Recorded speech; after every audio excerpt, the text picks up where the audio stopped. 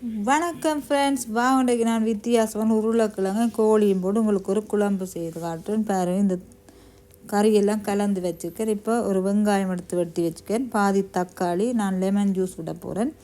இப்போ எண்ணெய் விட்டு சூடாகிட்டு நான் கொஞ்சமாக வெந்தயம், கொஞ்சம் பெருஞ்சீரகம், ஒரு செத்தல், இங்கே குளிரண்டோடைய கருகப்பம் இல்லை. அப்போ நான் வாசத்துக்காக ஒரு சின்ன துண்டு பட்டை, ஒரு ஏலக்காய், ஒரு கராம்பு போட்டிருக்கிறேன். இப்போ எல்லாம் வதங்கிட்டுது. நான் வெட்டி வச்ச அந்த பாதி வெங்காயம், பெரிய வெங்காயம்னா நான் பாதி போடுறேன். தக்காளி நான் பாதி தான் போட போகிறேன், இல்லை நான் லெமன் ஜூஸ் விட போகிறேன்.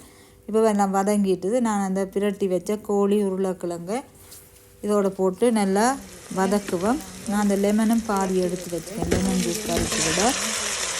இந்த கறித்தூளுக்குள்ளே மல்லி, மிளகு, சீரகம், பெருஞ்சீரகம், மஞ்சள், பொரிச்சரிசியெல்லாம் போட்டு அரைச்சது. அப்போ இந்த கறி திக்காக இருக்கதான் அரிசி பொரித்து போடுறது. அப்போ எல்லாமே அந்த தூளில் இருக்குது. அப்போ அந்த கறித்தூளாக போட்டு நல்லா வதக்குவோம். உங்களுக்கு பிரட்டெல்லாம் வாங்கினா நீங்கள் அப்படியே பிரட்டெல்லாம் எடுக்கலாம். தேங்காய் பால் கொடுக்கணும், அது கொண்டதில்லை. இப்போ நல்லா நான் வதக்கி எடுத்தால் அந்த கோழியில் இருக்க மனம் குறைவாக இருக்கும் உங்களுக்கு.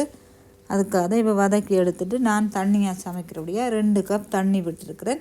தண்ணியை விட்டு நல்லா கலந்துட்டு மூடியை போட்டு ஒரு 10 நிமிஷம் மூடி அடுப்பை ஸ்லோ ஃப்ளேமில் விட்டு தான் வச்சுருக்கணும். அப்போ தான் கறி உங்களுக்கு வடிவாக கொதித்து புழுங்கி வரும். இப்போ 10 நிமிஷம் ஆகிட்டு திறந்து பார்த்தா கறி தயாராகிட்டுது.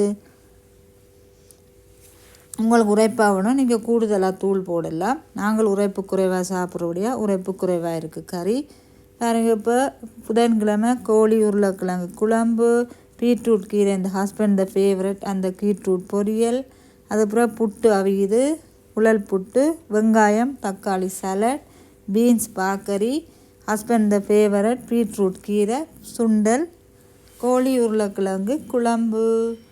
அதுக்கு பிறகு நான் டின்னருக்கும் சேர்த்து குழல் புட்டு செய்திருக்கேன், அதையும் உங்களுக்கு காட்டுறேன். ஃப்ரெஷ் தேங்காயில் போட்டு அரிசி மாவும் கோதம்பு மாவும் போட்டு இந்த குழல் புட்டு நான் செய்திருக்கிறேன் பாருங்கள். உங்களுக்கு காட்டுறேன். குழல் புட்டு நல்லா சாஃப்டாக வந்திருக்கு பாருங்கள். பாய்.